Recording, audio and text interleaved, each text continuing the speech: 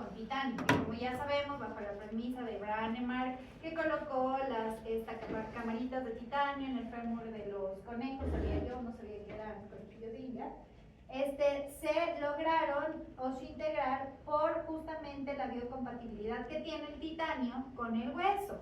Entonces, ¿creen que hasta cierto punto, producto de esas toxinas bacterianas, producto del ambiente ácido hasta cierto punto que se puede producir por una hiperimplantitis, el implante pueda sufrir corrosión? ¿Pueda que esas partículas de titanio puedan liberarse? Yo no creo. Porque el titanio no se corrompe. Ya, pero en condiciones adecuadas. Hasta cierto punto sí puede haber cierta liberación de partículas de titanio. Y no específicamente que sean nocivas en sí directamente a la enfermedad, pero sí que puedan perpetuar la inflamación. ¿Ok?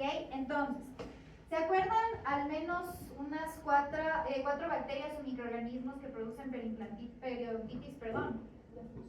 Ya, Fusobacterium nucleatum, que era el microorganismo puente que fusionaba o favorecía la unión entre colonizadores primarios o tardíos. ¿Cuál más? ¿Cuál actinomices? Viscoso.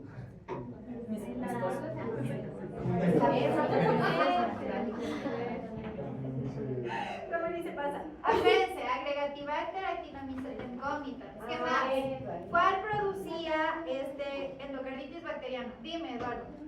La Pseudomonas gingivalis. Eso, bien, por Pseudomonas gingivalis. ¿Cuál era un microorganismo típico de enfermedades periodontales necrosantes? Si me dicen, les doy un punto en el examen. La negriza. Denticola trebotella.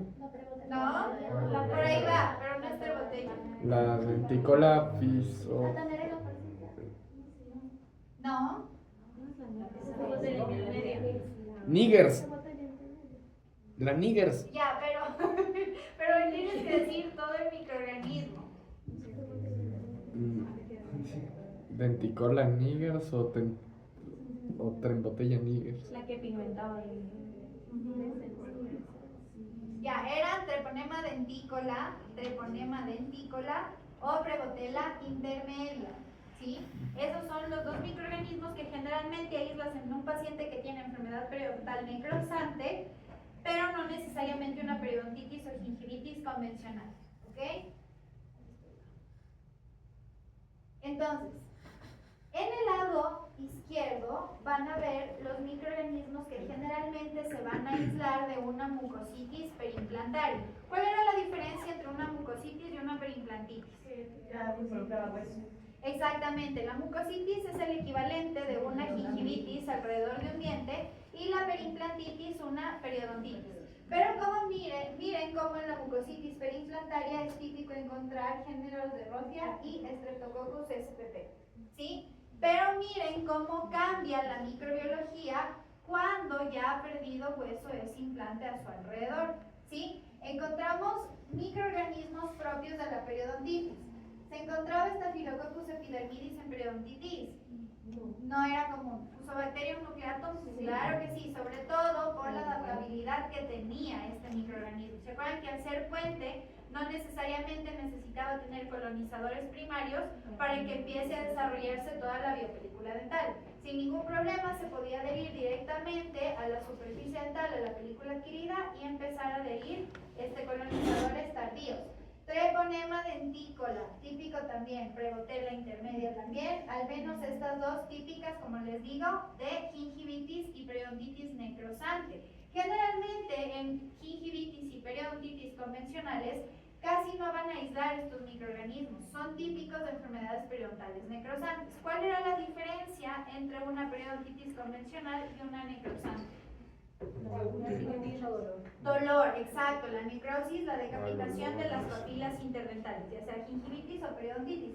Pero miren cómo son parte, en cambio, en la perimplantitis de esta enfermedad, ¿sí? La Porphyromonas gingivalis, que es la más importante y la más agresiva, y la Tannerella forsythia, que necesitaba de ley del Fusobacterium nucleatum para poder adherirse. Acuérdense, entonces, si tengo Fusobacterium nucleatum, voy a tener Tannerella forsythia. ¿A qué me refiero con un patógeno oportuno oportunista. ¿Qué es un patógeno oportunista? Exacto, se aprovecha de los medios que encuentra en ese momento para poder colonizar. ¿Cuál puede ser una enfermedad oportunista a nivel oral? Digamos, una manifestación. Digamos que su paciente está inmunocomprometido. ¿Cuál es una enfermedad oportunista que se puede hacer visible clínicamente a nivel de tejidos orales blandos? Exacto, la candidiasis. ¿Sí? Muy bien, entonces hagan de cuenta que más o menos estos microorganismos son como la Candida albicans, que aprovecha que el paciente está inmunocomprometido y se hace visible clínicamente a partir de qué, cómo se ve clínicamente una candidiasis oral. Exacto, parches blanquecinos en mucosa yugal, masticatoria, también especializada de lengua, pero que la diferencia, por ejemplo, con una lesión blanca, como una leucoplasia, que la puedes desprender. Muy bien, puedes tomar una bolita de algodón, una torunda, y si se logra desprender, va a quedar una superficie ulcerada, es cándida, ¿ok? Muy bien, entonces, patógenos oportunistas, pseudomonas, aeruginosa y Staphylococcus aureus. Acuérdense que el Staphylococcus aureus puede ser también oportunista en periodontitis o en cirugías periodontales. ¿Por qué? Yo les dije que es una bacteria propia, ¿sí?, comensal de la superficie de la piel. De tal manera que si voy a hacer una cirugía a nivel oral y no hago asepsia y antisepsia perioral, este microorganismo puede contaminar mi cirugía y puedo tener perimplantitis. Este puede ser oportunista en la perimplantitis. ¿Por qué? Está lista tu planificación protésica y quirúrgica digital para colocar el implante dental en tu paciente, pero se te olvida hacer asepsia y antisepsia perioral. Ya colocas directamente el campo de ojo, que es el que tiene el agujerito para poder enfocarse solo en la nariz y en la boca. ¿Qué pasa si el implante dental que lo sacan, acuérdense, de ese medio vial que esté estéril, roza por esa superficie de la piel que no hicieron asepsia y antisepsia? Pueden llevar Staphylococcus aureus y colonizar el lecho quirúrgico del implante, y el implante puede sufrir perimplantitis, no puede osseointegrarse. ¿Ya? Entonces, la importancia de la bioseguridad durante la cirugía. Organismos fúngicos, Candida albicans, Candida boidini y Rhodotorula laryngis. Esa nunca la había escuchado. ¿Sí? Entonces, miren cómo incluso dentro de una enfermedad perimplantaria yo puedo encontrar también microorganismos fúngicos. Aparte de bacterias, ¿qué más se podía aislar en la biopelícula dental? Hongos, ¿qué más? Virus, bacterias, protozoos. Por eso, prescribir antibiótico para una periodontitis no es lo ideal, porque quizás vas a disminuir la virulencia de los microorganismos, bacterias, pero no la vas a contrarrestar por completo, porque la microbiología está constituida por otro tipo de microorganismos también. Y virus, citomegalovirus humano y virus de Epstein-Barr. ¿Sí? Como pueden ver, la microbiología de una perimplantitis es incluso mucho más grande, mucho más detallada que de una periodontitis. Ahora, si yo les digo que incluso pueden haber patógenos oportunistas y a eso le suman que no hay ligamento periodontal en un implante, obviamente la enfermedad va a ser mucho más agresiva que una periodontitis. ¿Cuánto creen que se necesite alrededor de un implante para que se desarrolle una perimplantitis? Empecemos por una mucositis. ¿A qué tiempo se puede desarrollar una mucositis? A partir del tercer día. 21 días. Si 21 días de lo que colocaste el implante dental y lo rehabilitaste, tu paciente no se cepilló los dientes, ya puede empezar a desarrollarse una mucositis. ¿La mucositis será reversible o irreversible? Reversible. Es reversible, perfectamente. Entonces, si a los 21 días de lo que ya se coloca el implante dental, el aditamento protésico para conectar la cavidad oral con la parte interna, con el hueso, tu paciente no se cepilla los dientes, puede empezar a desarrollar una mucositis. ¿Cuáles eran los signos de una mucositis? Inflamación, sangrado, vía supuración también podía haber, pero ¿qué lo diferenciaba de una perimplantitis? No hay pérdida ósea ni pérdidas dentales. Exacto, que en una perimplantitis periodontitis ya tienes pérdida ósea. ¿Y cuánto creen? Muy bien, y bolsa periodontal. Buenas tardes. ¿Y cuánto creen que tarde una mucositis en convertirse en una periimplantitis? No, podríamos decir que incluso puede llevar hasta años, ¿sí? Como la periodontitis. Sin embargo, va a depender del sistema inmunológico del hospedero, del paciente, ¿sí? Muy bien. Entonces, recuerden que a los 21 días de haberse rehabilitado el implante dental, si el paciente no se higieniza, va a desarrollarse ya una mucositis periimplantaria, ¿sí? Entonces, dentro de la periimplantitis vamos a ver brevemente los microorganismos más comunes que vamos a encontrar si hacemos un cultivo. Entonces, Staphylococcus epidermidis va a formar biopelículas patógenas en las superficies de los implantes dentales. El Fusobacterium nucleatum también va a fungir como un colonizador puente, ¿sí? ¿En qué tipo de color se ubicaba el Fusobacterium nucleatum en la pirámide de Sokransky? Naranja. Naranja, muy bien. Ajá. Treponema dentícola, capaz de inducir aumento de la respuesta inmunitaria e inflamación. O sea, aparte de que ya se está tratando de resolver la inflamación, la treponema dentícola va a incrementar aún más a partir de citocinas proinflamatorias esa reacción inflamatoria, ¿sí? Prebotel intermedia vinculada a condiciones clínicas agudas y graves. La Porphyromonas gingivalis, que me atrevería a decir es la más agresiva a nivel periodontal, altera las respuestas inmunológicas del hospedero promoviendo la disbiosis. Y la Tonarella forsythia contribuye a la inflamación e infecciones persistentes. Acuérdense que si tengo Fusobacterium nucleatum, obligatoriamente a fuerza voy a tener Tonarella forsythia, ¿sí? Porque era mucho más susceptible a adherirse a esa biopelícula dental si previamente ya estaba el Fusobacterium nucleatum. Ahora, ¿creen que pueda encontrar este tipo de microorganismos en salud periimplantaria o en mucositis? ¿Sí o no y por qué? Dime. Sí, es normal encontrarlos porque al fin y al cabo lo que produce por así decirlo, la destrucción ósea o la inflamación es la disbiosis que existe. Muy bien, Eduardo, exacto.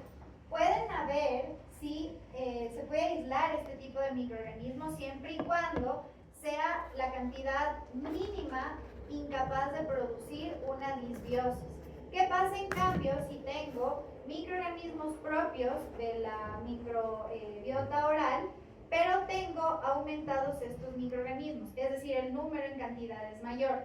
La virulencia va a ser mayor y ya va a producir una disbiosis, una alteración de tal manera que empiezan a reaccionar los tejidos periimplantarios como un medio de defensa. Al final, si somos conscientes y un poco objetivos, la enfermedad periodontal, la periimplantitis, la periodontitis o la periimplantitis no se producen en sí por la agresión tan virulenta y grave que puede tener una bacteria, sino por la forma tan fuerte que tiene el hospedero de reaccionar, por una inflamación demasiado exacerbada. Que los microorganismos la puedan perpetrar es diferente e iniciarla también, ¿sí? ¿Hasta aquí tienen dudas o preguntas? Ok. ¿Qué pueden ver en este gráfico? ¿Qué es? ¿Qué pueden describir? ¿Qué señala ese termómetro de su izquierda? La cantidad de microbiotas. Ajá, muy bien. De microorganismos, exactamente. Ajá, muy bien. ¿Qué más ven? Se empiezan a propagar bacterias nuevas. ¿Cómo se van a decir Sí, pues cuidado. Miren, porque aquí hay diferentes colores y acá se vuelve como un color más unificado. Porque comienza como que a propagarse las bacterias. ¿Qué bacterias? Las más peligrosas. Exacto, las más patógenas. Ajá. ¿Qué más? ¿Qué es esto?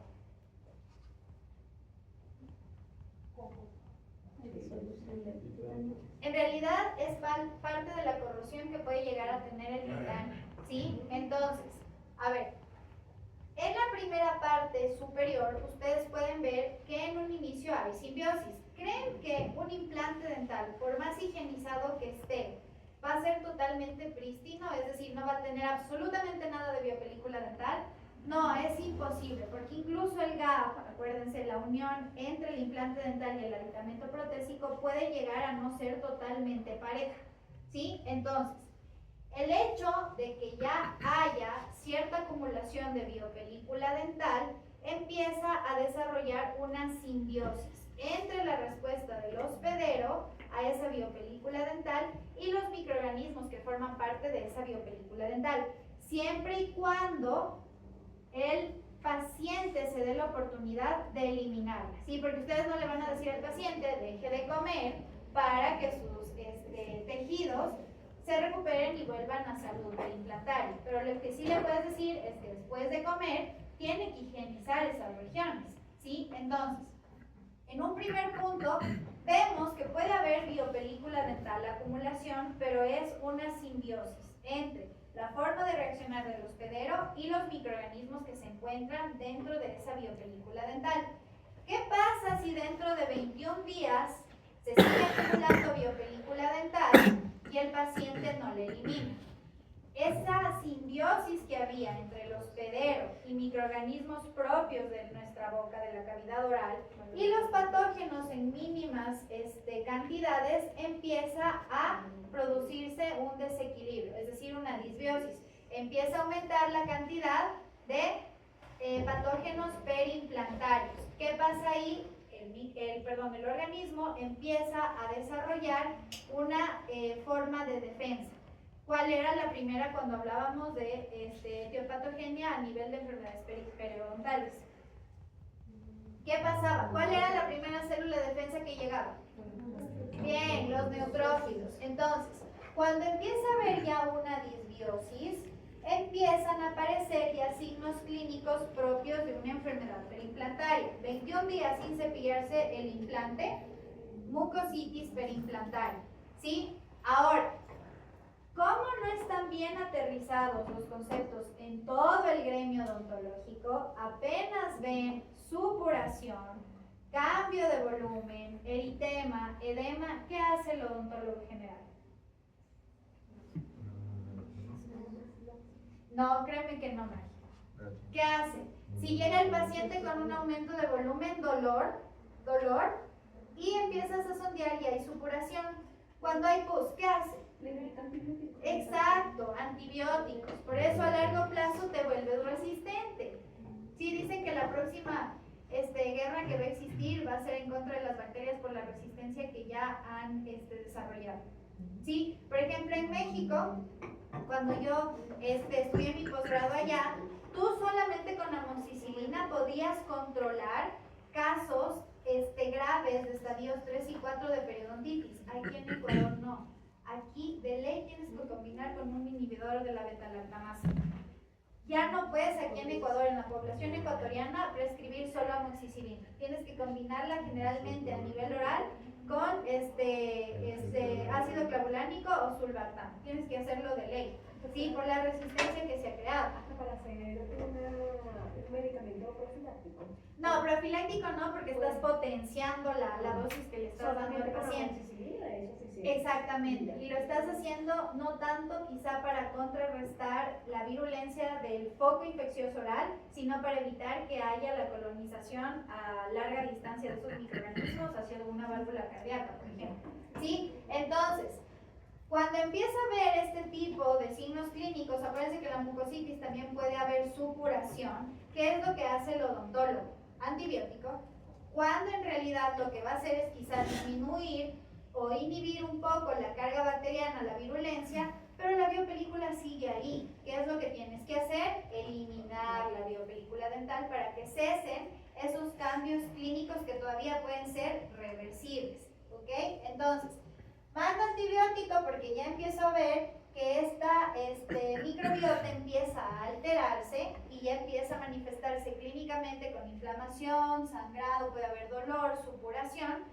Entonces mandas antibiótico, pero no eliminas el factor causal que es la biopelícula dental. ¿Qué es lo que pasa? Hay bacterias que ya son resistentes y se vuelven aún más virulentas.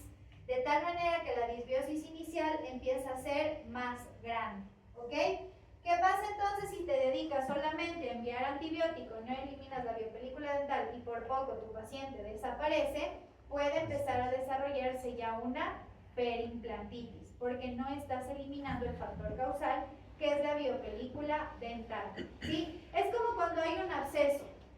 Tú puedes enviar cualquier cantidad de antibióticos, pero si no drenas el absceso, no va a cesar la sintomatología. Lo mismo pasa en la periodontitis, en la perimplantitis, en la gingivitis, porque el factor causal es la biopelícula dental, ¿ok? ¿Hasta aquí tienen dudas o preguntas? ¿Qué ven aquí? Ya hay un implante dental. ¿Creen que ese implante tiene perimplantitis? No. Porque yo estoy sondeando aquí, llega mi paciente, el sondaje periodontal alrededor de alrededor de un implante lo pueden hacer con o sin la corona, generalmente con la corona, no hay problema. Yo sondeo aquí y tengo entre 4 y 5 milímetros. ¿Hay perimplantitis? No, porque es a partir de 6 milímetros. Pero ven aquí que ya hay un poquito de pérdida ósea. Exacto, porque es parte del remodelado, que existe durante la osseointegración. Pero si lo veo clínicamente, ¿qué veo? ¿Es normal que la mucosa perimplantaria sangre?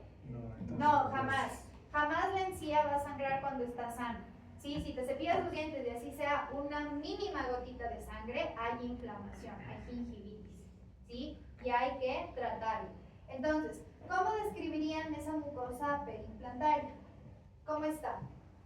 Ese es un aditamento protésico, lo que ven ahí, que va a conectar el implante con la corona. ¿Cómo ven la mucosa alrededor de ese aditamento? No se ve tan inflamada, se ve rosada. Ya, Pero bien. claro, como está sangrando, ya se supone que está en inicio de una mucositis. Exactamente, sí. Entonces, probablemente, verán, van a haber casos en los que la higiene del paciente sea la adecuada, que es entonces lo que creen que produzca esa acumulación de biopelícula dental alrededor del implante, si la higiene es adecuada. Una restauración protésica mal adaptada. Exactamente, la prótesis que se colocó ahí. El paciente puede no tener periodontitis previa, no pudo haber perdido ese diente por periodontitis, pero le haces mal o conformas mal la prótesis alrededor del implante y por más higiénico que sea el paciente, se puede desarrollar una perimplantitis, ¿sí? Porque está acumulando demasiada biopelícula dental y como la conformación de la prótesis o de la corona no es la adecuada, no va a llegar, por más que se higienice adecuadamente, la higiene a esa región. Entonces es probablemente lo que pasó aquí. Porque si sería netamente una mucositis por una falta de higiene, los tejidos se verían mucho más inflamados. Y si se dan cuenta, la inflamación está justo donde va la conexión con la corona, ¿sí? Entonces, aquí lo más importante, aparte de reforzar la técnica de cepillado, será conformar otro tipo de prótesis, ¿sí? Uno de los factores más importantes, más allá de la colocación quirúrgica que tuvo el implante, es la rehabilitación. Y es del más alto porcentaje para la pérdida de un implante. Porque te pudo haber quedado perfecto el implante. Tienes hueso alrededor. Tienes suficiente tejido queratinizado, mucosa perimplantaria. Pero lo rehabilitaste inadecuadamente, se puede producir una perimplantitis, que primero está precedida por una mucositis perimplantaria. ¿Sí? Entonces, sí, como mencionó Mari, aparentemente los tejidos perimplantarios no se ven tan alterados, ¿sí? Sin embargo, el hecho de que haya sangrado cuando estás haciendo un sondaje ya me avisa, me alerta de una mucositis perimplantaria, ¿ok? Entonces aquí no solo tendré que modificar los hábitos del paciente, sino también reconformar una prótesis adecuada que respete esos límites y que me permita higienizar adecuadamente esa región, ¿sí? ¿Hasta aquí tienen dudas o preguntas? ¿Puede haber perimplantitis o mucositis en un implante que está totalmente sumergido, cubierto por encía?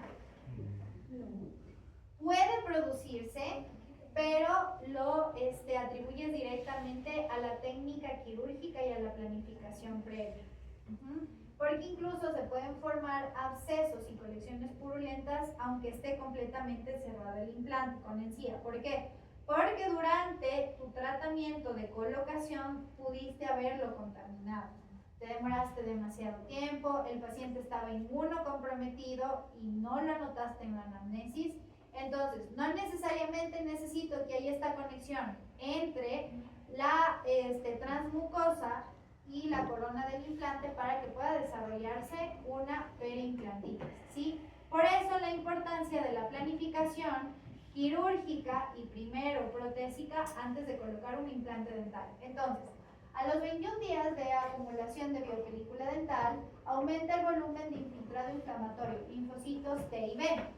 Cuando yo hablaba de gingivitis o de periodontitis, hablaba de 4 fases o lesiones. ¿Cuáles eran? Habían 4 lesiones donde yo les indiqué microbiológicamente y molecularmente qué presentaban. Inicial, temprana, establecida y avanzada. Muy bien. ¿En cuál de estas 4 era típico la colección de linfocitos T y B? En la inicial había linfocitos T y B. ¿Qué microorganismos?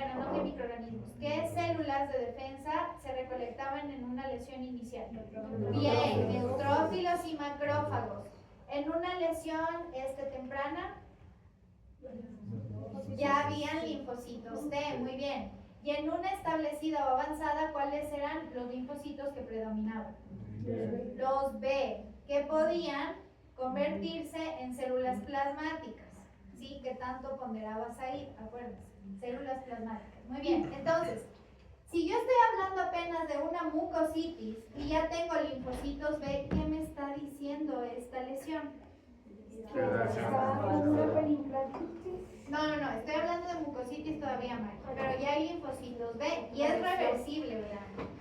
Es una enfermedad reversible. ¿Qué me está diciendo molecularmente la enfermedad? Ya está establecida. Exacto, que esté establecida y que si no te pones pilas, en menos de un año quizá, y dependiendo de las condiciones del paciente locales, puede evolucionar a una periimplantitis. ¿Qué me está diciendo también? Que a pesar de que estoy hablando de 21 días de acumulación de biopelícula dental, la capacidad de defensa es tan rápida de mi implante dental, de mi mucosa periimplantaria, que incluso ya llegan linfocitos B, que son típicos de una lesión más tardía, ¿sí? Entonces miren cómo la ausencia de ese ligamento periodontal hace que nuestros propios tejidos incluso tengan que reaccionar más rápido y de una forma más agresiva, porque no tengo suficiente aporte sanguíneo por parte del ligamento periodontal, ¿sí? Muy bien.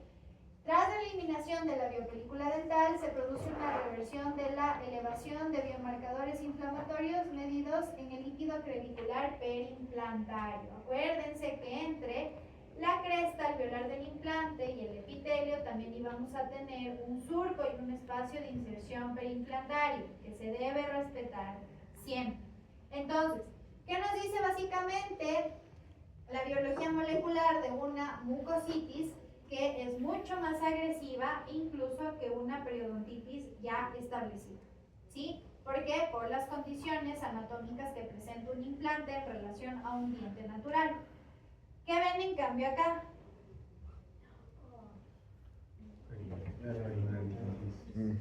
¿Por qué es periimplantitis? Pérdida ósea. Bien, pérdida ósea. ¿Qué se ve clínicamente?